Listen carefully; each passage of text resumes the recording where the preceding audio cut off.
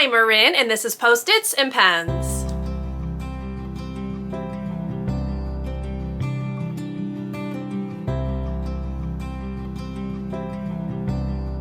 Hello and welcome back to my channel. My name is Marin, and here you will find a little beauty, a little books, and a little teaching content. So if that sounds like something you might enjoy, I would love for you to subscribe and stick around and join me in my little corner of YouTube. Today's video is my September reading recap featuring how well I did with the Bookoplathon readathon. So let's go ahead and get into the video.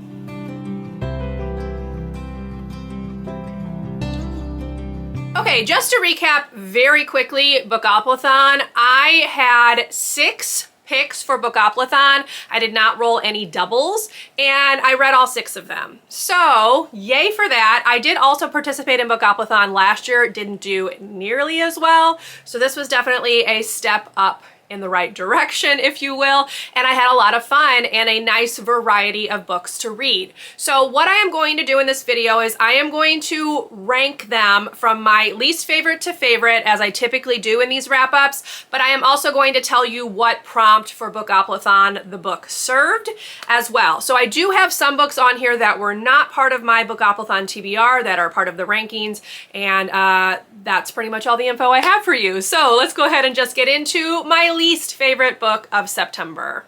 So coming in at number 9 is Unteachable by Elliot Wake. This was a community shelf pick. I used my own spinner wheel of prompts, which landed on New Adult, to generate this prompt, chose this book, and y'all, I was not a fan. So if you are not familiar, this book came out a very long time ago, I think in like 2013. It was all the rage. Everybody loved it. It is a forbidden teacher-student relationship, so I knew that going in, and it is very much what new adult books were when that genre first burst onto the scene. So we are following Maze O'Malley. She is 18, a senior in high school. She meets this guy, Evan, at a carnival. They have sex in his car, and she then finds out that he is actually her film studies teacher, and the book follows their relationship. Now, I really did not enjoy the very flowery prose that the author used in this book.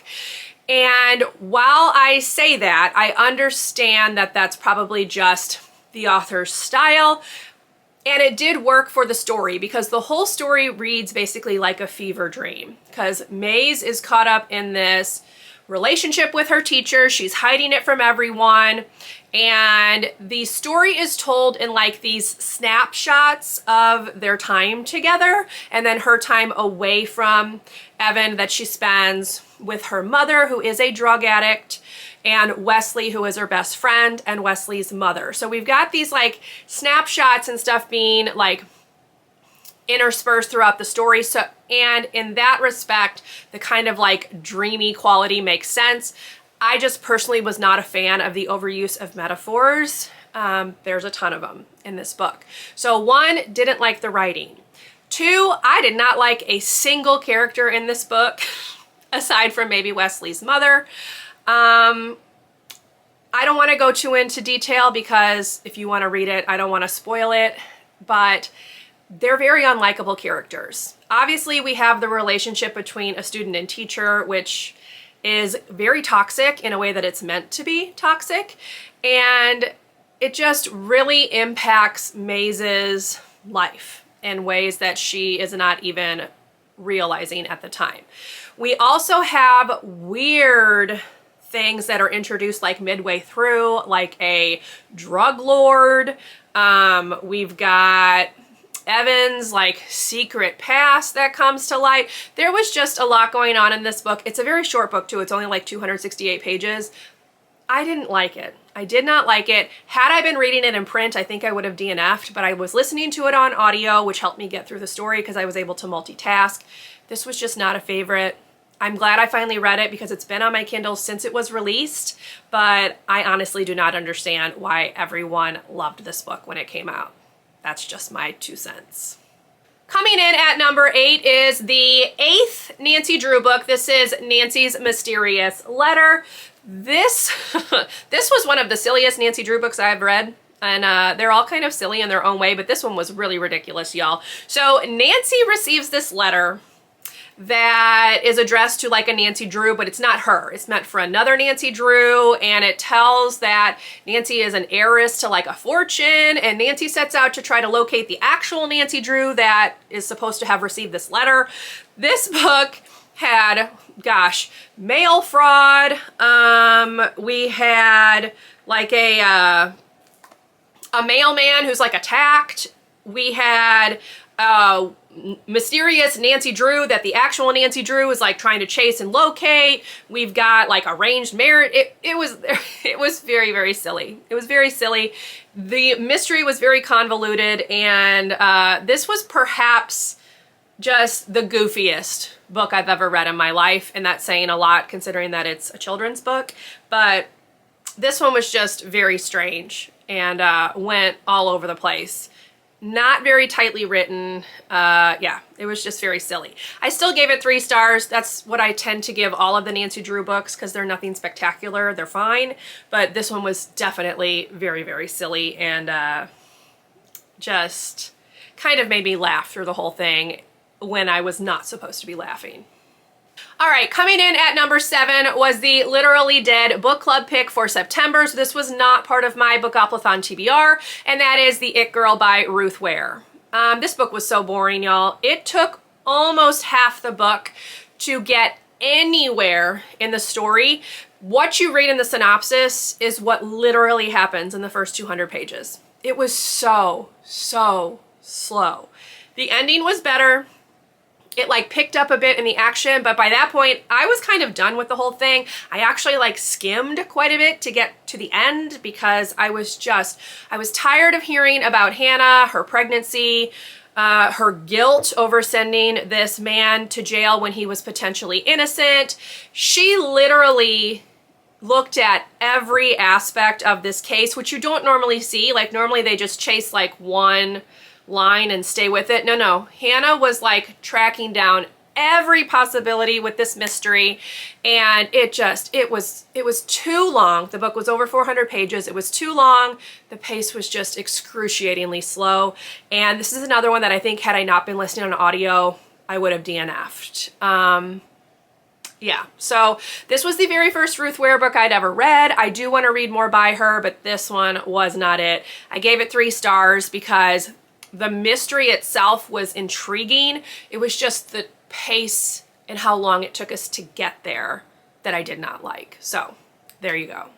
Coming in at number 6 was another Bookoplathon pick. This was for the winter prompt, and I chose The One by Kiera Cass. This is the final book in the original selection series because she's since written like books 4 and 5, which I have no interest in reading.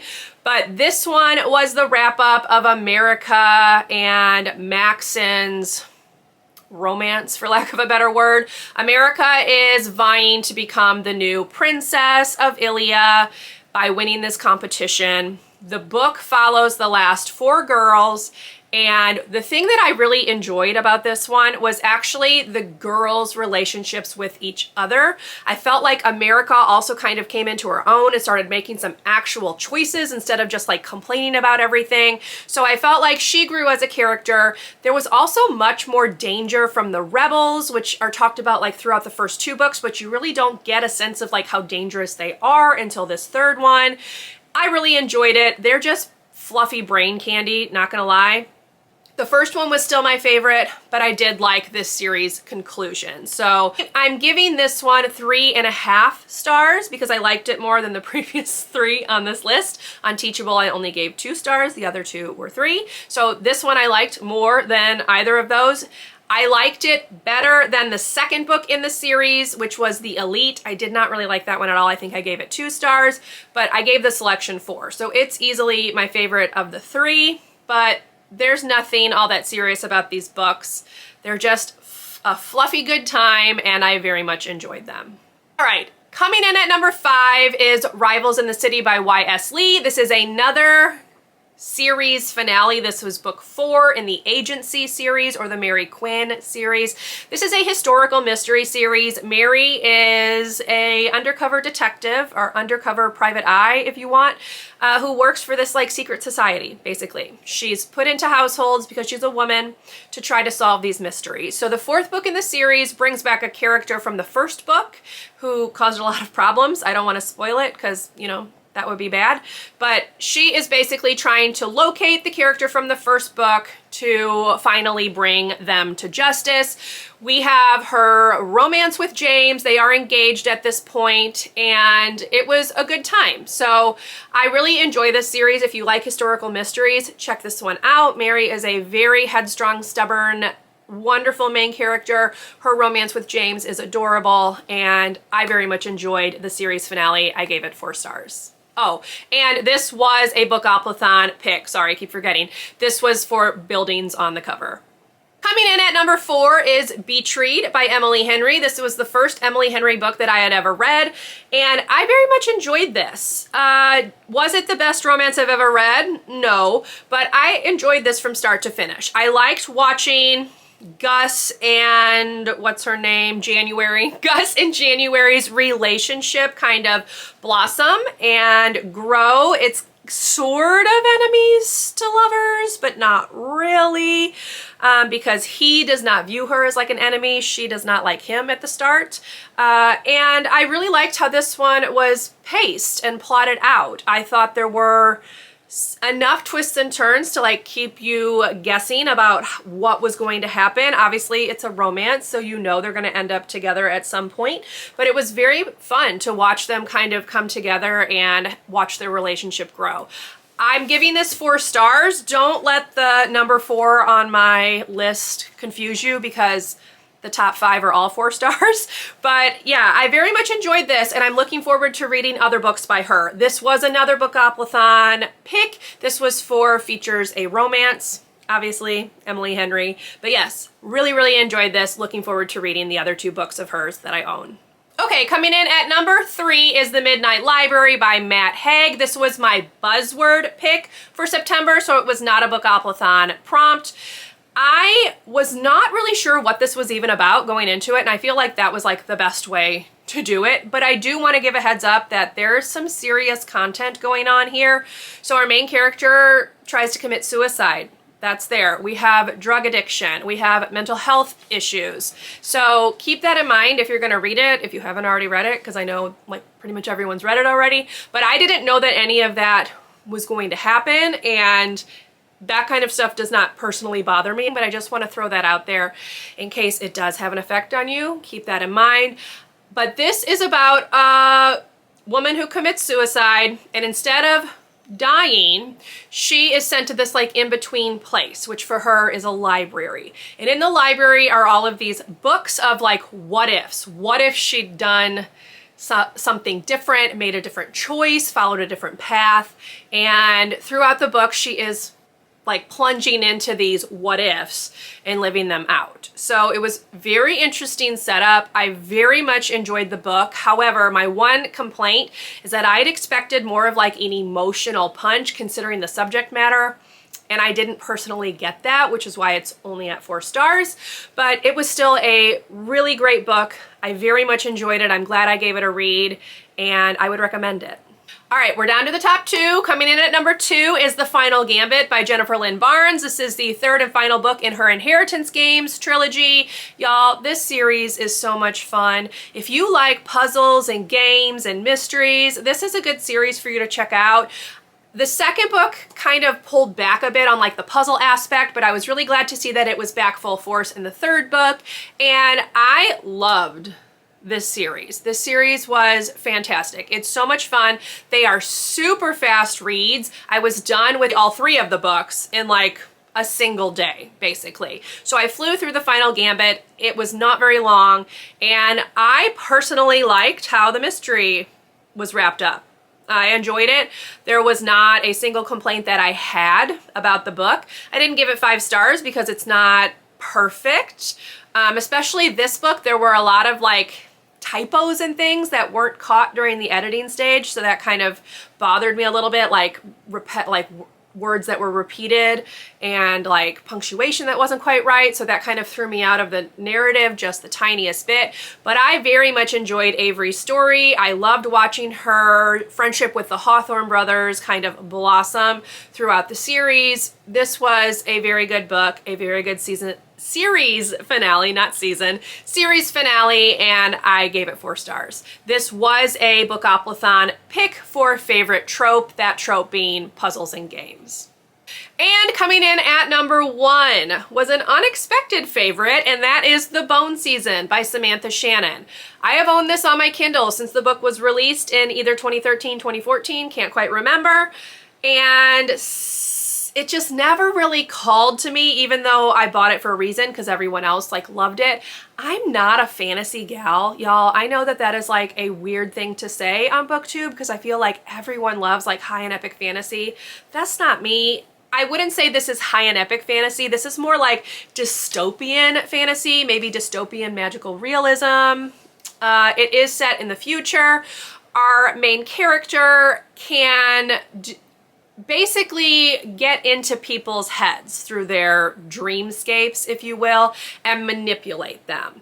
And because of that, she is considered a clairvoyant, which is illegal, and she has to kind of hide, like keep her head down and stay out of trouble. However, she's found and she's sent to this penal colony, if you will, where you realize there's a lot more going on than that. I don't really want to get into it because I don't know how much to give away. Like, I don't know what's a spoiler and what's not.